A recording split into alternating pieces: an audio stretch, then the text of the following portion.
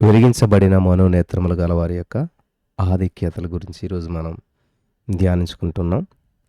వెలిగించబడిన మనోనేత్రములు గలవారు ధన్యులు. వారు భూమి ఆకాశములను సృష్టించినటువంటి దేవుని యొద్ద నుంచి సహాయం పొందు నిమిత్తము తమ కన్నులనెత్తి చూచెదరు. యెహోషువ గ్రంథం 5:13 మనం చదివినట్లయితే, యెహోషువ యెరికో ప్రాంతమున ఉన్నప్పుడు అతడు కన్నులెత్తి చూడగా దూసిన కత్తి చేత పట్టుకుని ఉన్న ఒకడు అతని ఎదుట నిలిచియుండెను. స్తోత్రం దేవా సర్వోన్నతుడా. ఈ సమయంలో ఈ యొక్క వాక్యం ద్వారా మాతో మాట్లాడి మమ్మల్ని అందరినీ బలపరచండి. విత్తబడిచిన వాక్యం వ్యర్థం కాకుండా ప్రతి హృదయంలో నాటబడి నూరంతల పంట ప్రతి వారు అందించిన కృప చూపించమని యేసు నామములో ప్రార్థించి నమ్మి పొందుకుని ఉన్నామా పరమ తండ్రి, ఆమేన్.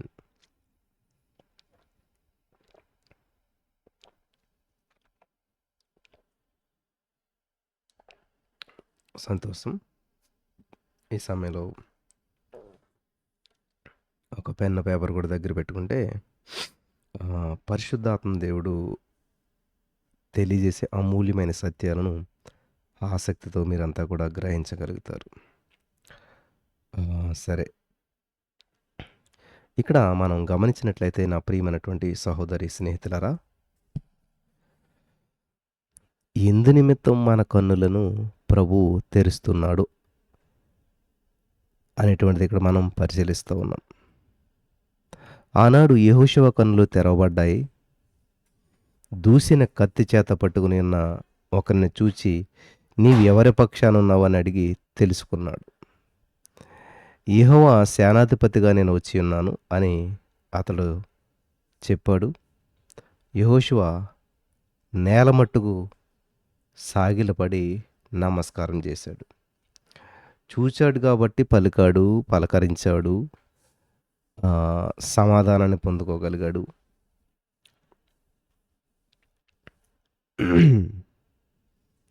అంతేకాదు, సూచన మేరకు యెహోషువ తన పాదరక్షలను తీసివేశాడు. పరిశుద్ధ స్థలముల యందు పరిశుద్ధతను కాపాడుకునేటకు మన మనోనేత్రాలు తెరవబడుట చాలా అవసరం. అదే మనోనేత్రాలు తెరవబడలేదనుకోండి, అది పరిశుద్ధమో మరి ఏంటో తెలియదు. కాబట్టి మన ఇష్టానుసారంగా మనం మామూలుగా నడుచుకుంటూ వెళ్తాం. కానీ యెహోషువ గారు అక్కడ అలా ప్రవర్తించాడు అంటే మనోనేత్రాలు వెలిగించబడ్డాయి కాబట్టి.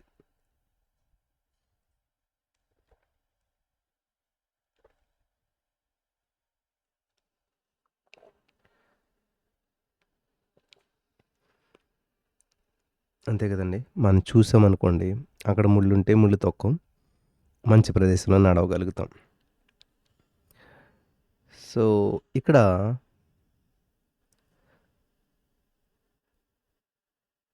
మన యొక్క ఆధ్యాత్మికమైనటువంటి నేత్రాలు తెరవబడట, ప్రభు మన పక్షాన్ని నిలిచి ఉండుటను బట్టి మనం బలపరచబడుచున్నాం.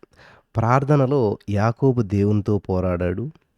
నన్ను ఆశీర్వదించదనే కానీ నేను నిన్ను పోనీయను అని పట్టుదలగా చెప్పాడు. జరిగినటువంటి సంగతి మనందరికీ తెలుసు. చివరికి యాకోబు నేను ముఖాముఖిగా దేవుని చూచి తిని ఆయనను నా ప్రాణము దక్కినదని ఆ స్థలానికి పెనీయేలని పేరు పెట్టాడు. ఆదికాండం 32:30లో మనం చూడొచ్చు. దేవుడు మోషేతో మాట్లాడాడు. ఒక పొద నడిమిన అగ్నిజ్వాలలో యెహోవా దూత అతనికి ప్రత్యక్షమయ్యను. అతడు చూసినప్పుడు అగ్ని వలన ఆ పొద మండుచుండెను గాని పొద కాలిపోలేదు. నిర్గమకాండం 3:3. తరువాత దేవుడు మోషేతో మాట్లాడి తన ప్రజలను విడిపించే నిమిత్తము ఫరో యొద్దకు పంపించాడు. అప్పుడు కూడా మోషే గారు చెప్పులు తీసి వెళ్తాం మనం అంతా చూస్తాం. కన్నులు వెలిగించబడ్డాయి కాబట్టి అది చేయగలిగాడు. ఇక్కడ ఇంకోటి మనం గమనించినట్లయితే, అపోస్తలునిగా పిలువబడక మునుపు పౌలు గారు సౌలు గారుగా ఉన్నారు. ఆయన ఆధ్యాత్మికమైన అంధత్వంలో ఉన్నాడు. ఆ దమస్కు మార్గంలో అతడు యేసుక్రీస్తు ప్రభువారి చేత పట్టబడ్డాడు. అప్పుడు ఒక వింతైన కార్యం జరిగింది. నేలన పడినటువంటి సౌలు లేచి కన్నులు తెరచెను గాని అతడు ఏమీ చూడలేకపోయాను. దానికి కారణం అతని చుట్టూ ప్రకాశించిన వెలుగు. అది ఆకాశం నుంచి అకస్మాత్తుగా దిగి వచ్చెను. అవును.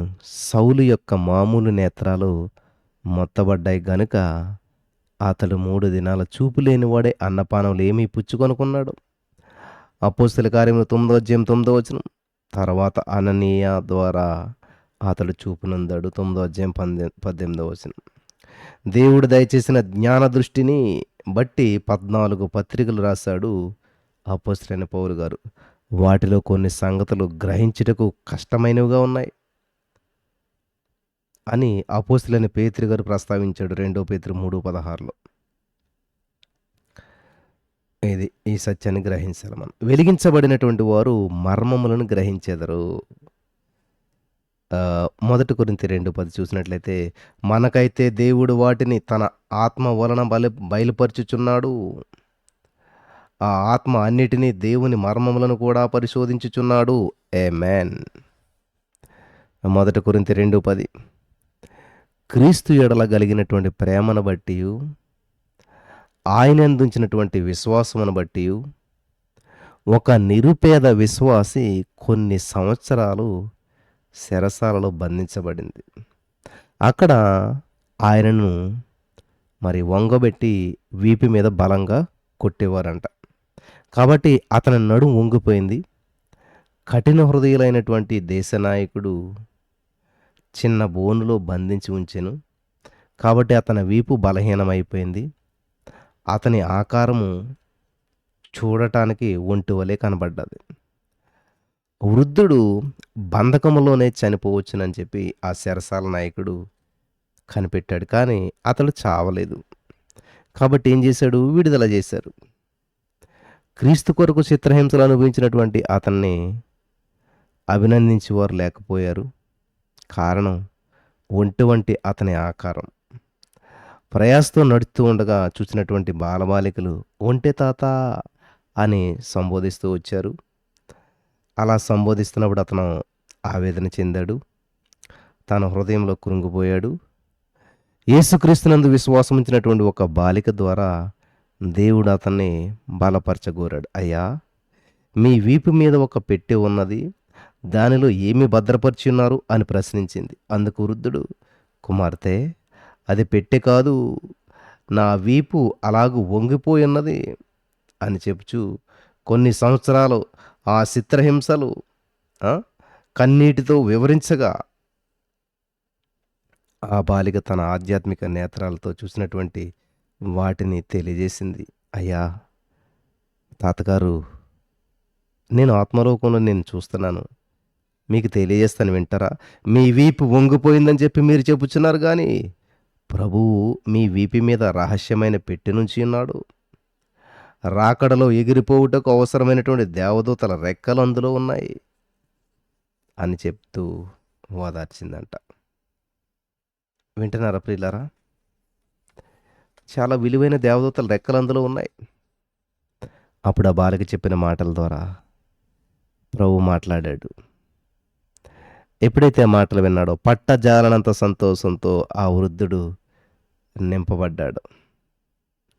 బాలిక మాటల్లో దైవరహస్యము, ప్రత్యక్షత ఇమిడి ఉన్నట్లుగా గుర్తించాడు. వంగిపోయినటువంటి వీపు బలహీనత యొక్క సూచన కాదు, ఆశీర్వాదం యొక్క సూచన అని చెప్పి గ్రహించి ప్రభువును స్తుతించాడు. Hallelujah in the name of Jesus. చాలా అద్భుతమైనటువంటి సంఘటన. చాలా జాగ్రత్తగా మీరంతా వింటున్నారని చెప్పి నేను నమ్ముచున్నాను. ఇది గ్రహించినంత కాలం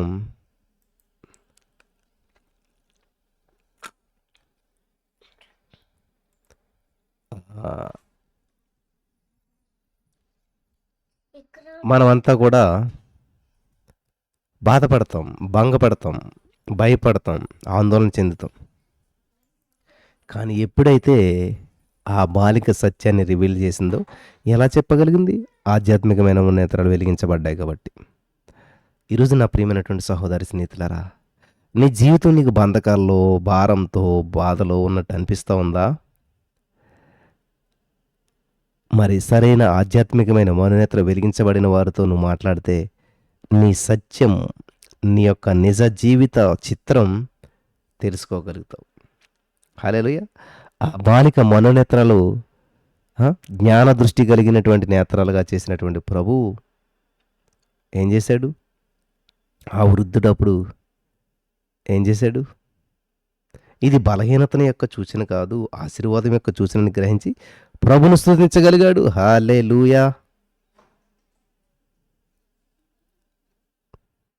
కాబట్టి ఆ చిన్న బాలిక మనోనేత్రాలను జ్ఞానదృష్టి కలిగిన నేత్రాలుగా చేసిన ప్రభు ఈ రోజున మన నేత్రాలను కూడా అలాగ చేయటానికి శక్తివంతుడై ఉన్నాడు.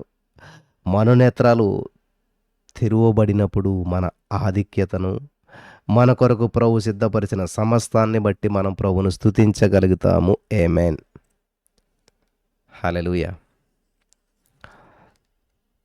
ఇంకొక విషయాన్ని చెప్పి నేను ముగించాలనుకుంటూ ఉన్నాను.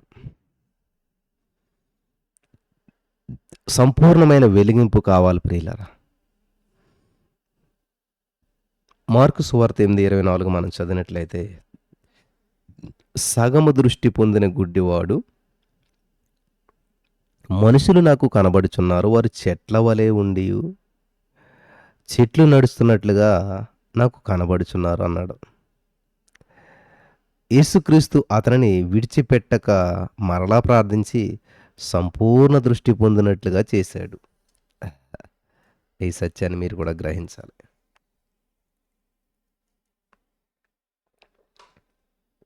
సగం దృష్టే పొందాడు. ఏం కనిపిస్తుంది బాబు అంటే, చెట్లు నడుస్తున్నట్టు కనిపిస్తుంది. మనుషులు చెట్లులా కనిపిస్తున్నాడని చెప్పాడనమాట. సరే అని విడిచిపెట్టలేదు దేవుడు. మళ్ళా ప్రార్థన చేశాడు. మనుషులు నడుచున్నారు కానీ సగం దృష్టి పొందినటువంటి గుడ్డివానికి వారి చెట్లు వలె కనపడ్డారు. అతని చూపు సగం చూపు, పూర్తిగా కనబడకపోయినా సంపూర్ణ దృష్టి కలిగి ఉన్నా పర్వాలేదు. వింటున్నారా? పూర్తిగా కనబడకపోయినా పర్లేదు, సంపూర్ణమైనటువంటి దృష్టి ఉన్నా పర్వాలేదు. కానీ సగం దృష్టి కలిగి ఉండటం చాలా ప్రమాదకరం. కారణం, మనుషులు చెట్లు వలె కనబడినట్లు, చెట్లు మనుషుల వలె కనబడుతున్నట్లు ఇక్కడ మనం చూస్తూ ఉన్నాం.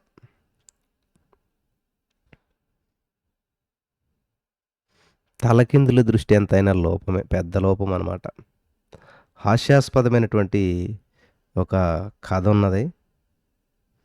ఏంటంటే అది, ఒక హంస పక్షి జాతికి చెందింది కాబట్టి, ఈ హంస పరలోకం నుంచి భూలోకానికి వచ్చి కొంగ, బాతు, గిన్నెకోడి యావత్తును సమావేశపరిచి పరలోకాన్ని గురించి ఎంతో చక్కగా వివరించిందంట.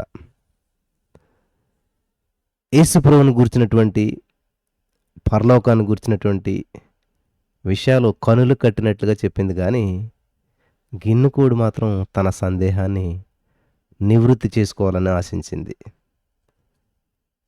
హంస వివరణ ప్రకారం పరలోకమంతా కూడా బంగారు వీధులు, మరి అచ్చటంతా కూడా జీవజాలాలు. గిన్నెకోడి యొక్క ఇష్టమైన తిండి నత్తలు. కాబట్టి పరలోకమందు నత్తలుంటాయా అని అడిగిందంట. ఈ హంస ఏమో పరలోకమంతా కూడా బంగారపు వీధులు అని ఎంతో అద్భుతంగా, సుందరంగా, గొప్పగా ఉంటుంది అని చెప్పి చాలా స్పష్టంగా చెప్తూ ఉంటుంటే, ఈ యొక్క గిన్నెకోడి వచ్చి అడిగింది ఏంటంటే తెలుసా, సరే కానీ మరి నాకు అంత ఇష్టమైనటువంటి తిండి ఏంటో తెలుసు కదా, నత్తలు, పరలోక రాజ్యంలో నత్తలు ఉంటాయా అని అడిగిందంట. తక్షణమే వెంటనే హంస అక్కడ నత్తలుండవు, అసలు ఆకలి అన్నదే ఉండదు అని జవాబు చెప్పిందంట. అందుకు గిన్నెకోడి ఏం చేసిందంటే, నత్తలేని పరలోకం నాకెందుకు అని చెప్పి ఆ సమావేశం నుంచి ఎగిరిపోయిందంట. చిన్నపిల్లలు కదా, సండే స్కూల్ కదా, హాస్యాస్పదమైన కథలా ఉండొచ్చు కానీ, ఇట్లాంటి గిన్నెకోడి లాంటి మనుషులు చాలామంది ఉన్నారు. మనకి నచ్చంది అక్కడ లేకపోతే అక్కడ ఉండం మనం ఇంకా. అసలు మనకు అది వద్దనుకుంటాం. అవును కదా! ఈరోజు మరి అనేకులకు పరలోకాన్ని గురించి ఎంతగా చెప్పినా గానీ వారు గ్రహించరు. కారణం వారి మనోనేత్రాలకు అపవాదిగాడు గుడ్డితనం కలగజేశాడు. గిన్నె కోడికి పరలోకము కన్నా కూడా నత్త ముఖ్యమైనట్టుగా చాలామంది పాపమనే బురదను ఎన్నుకొనుట పరితాపం. యేసుక్రీస్తు ప్రభువు బెత్సయిదాకు వచ్చాడు. ఒక గుడ్డివానిని ముట్టవలెనని చెప్పి ఆయనను వేడుకొనిరి. అయితే యేసుక్రీస్తు ప్రభువారు ఆ గుడ్డివాని చేయి పట్టుకొని ఊరు వెలుపలకు తోడుకొని పోయి వాని కన్నుల మీద ఉమ్మి వేసి వాని మీద చేతులుంచాడు. నీకేమైనా సరే కనబడుచున్నదా అని అడిగినప్పుడు మనుషులు చెట్లు వలె ఉండి నడుచున్నట్లుగా నాకు కనబడుచున్నారన్నాడు. అయితే ప్రభువు మరలా తన చేతులను వాని కన్నుల మీద ఉంచి సమస్తము తేటగా చూసినట్లు స్వస్థపరిచాను. ప్రభు దయచేయి స్వస్థత, పరిపూర్ణమైన స్వస్థత. నీ ఆహారమును నీ పానమును దీవిస్తానంటున్నాడు దేవుడు. రోగమును తొలగిస్తాను అనేటువంటి దేవుని యొక్క వాగ్దానం నిర్గమకాండ 23:25 ప్రకారం. కాబట్టి ఈ రోజున దేవుడు వెలిగించిన మనోనేత్రాలు ఎప్పటికీ కూడా స్పష్టంగా ఉంటాయి. స్వచ్ఛాన్ని గ్రహించగలుగుతారు. మరి ఈరోజు ఈ యొక్క వాక్యపు వెలుగులో మనోనేత్రం వెలిగించబడినట్లయితే వారికి ఎటువంటి ఆధిక్యతలు ఉంటాయో, మరి సంపూర్ణమైనటువంటి వెలిగింపు గురించి కూడా మనం చాలా చక్కటి విషయాలు నేర్చుకుంటూ వచ్చున్నాం. హల్లెలూయా. ఆచారంగా ఏదో వాక్యం వినటం వల్ల ఏ విధమైన అద్భుతాలు మనం చూడలేం. ఈరోజు నీ యొక్క వాక్యం ద్వారా పరిశుద్ధాత్మ దేవుడు మీతో మాట్లాడి ఒక వెలిగింపునిచ్చాడని నమ్ముచున్నారు. వాక్యంలో సత్యం ప్రతి వారు గ్రహించుదురుగాక. ఆమేన్.